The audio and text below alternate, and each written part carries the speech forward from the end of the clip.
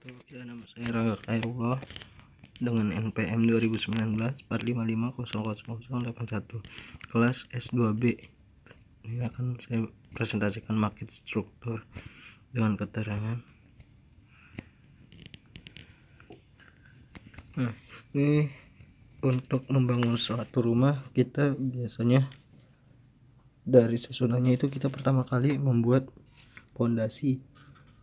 Ini pondasi. Lalu setelah pondasi, kita biasanya di atas pondasi itu ada slough.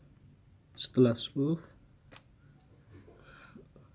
itu sepanjang pondasi juga, dan pondasi dan slough ini berfungsi untuk menahan dinding. Jadi ada dinding di atasnya, maka ada pondasi dan slough. Setelah itu kolom ini berfungsi sebagai tiang penyangga beban di atasnya dan juga pengikat antar dinding. Setelah itu di atas kolom terdapat balok. Terdapat balok. Setelah balok itu ada konstruksi. Di atas balok itu ada konstruksi kuda-kuda. Konstruksi kuda-kuda ini, dan di atas konstruksi kuda-kuda itu ada rangka atap terdiri dari reng ini. Setelah reng, lalu penutup atap berupa genteng. Nah, dari konstruksi kuda-kuda itu terdapat yang pertama itu kita membuat balok tarik. Ya, ini balok tarik. Ini berupa balok tarik.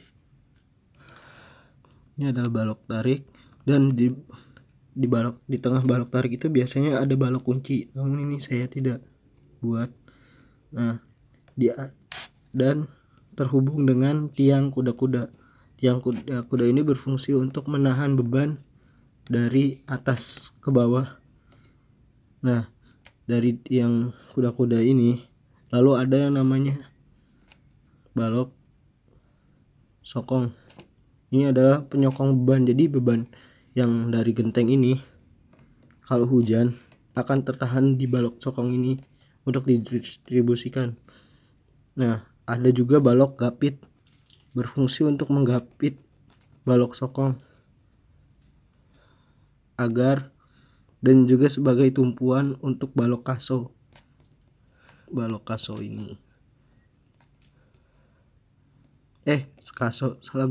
gording ini berfungsi untuk tempat dari kaso. Kaso itu adalah tempat untuk reng. Nah,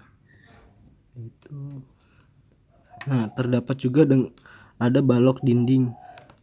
Harusnya di sini ada balok dinding.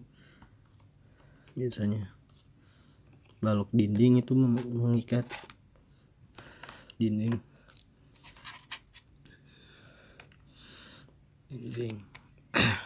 Nah, untuk distribusi bebannya, ini ada balok bubungan. Ini juga ada balok bubungan di atas sebagai tempat genteng bubungan. Nah, pembebanan itu kita mulai dari distribusi beban itu pertama atap. Nah, atap-atap ini kan ditahan oleh reng. Reng ini akan turun ke kaso, dan kaso akan turun ke gording. Setelah gording itu maka akan diurai di konstruksi kuda-kuda. Konstruksi kuda-kuda ini bebannya dari sini akan turun ke sini, dan karena ini beban hujan akan menekan arah ke sana, maka ditahanlah oleh balok gording ini. Balok gording, dan balok gording ini agar tetap tegak ada yang namanya balok gapit, agar posisinya tidak jatuh ke kanan atau ke kirinya. Nah, terus diteruskan gording, maka akan turun ke balok tarik. Nah, beban ini akan tertarik ke kanan dan ke kiri. Nah, dari balok tarik ini akan didistribusikan bebannya ke bawah, ke balok lalu ke kolom. Setelah ke kolom maka ke sloof, lalu ke diteruskan ke pondasi, lalu ke tanah. Nah, di sini juga terdapat balok ikatan angin, berfungsi untuk menyanggah antar kuda-kuda agar tidak tertiup angin sehingga roboh. Ini adalah penjaga beban juga. Dan di depan ini ada lisplang. Lisplang ini berguna sebagai titisan air hujan turun agar tidak terkena di plafon, maka langsung turun ke bawah. Dan balok berfungsi untuk meneruskan beban-beban konstruksi atap ke kolom.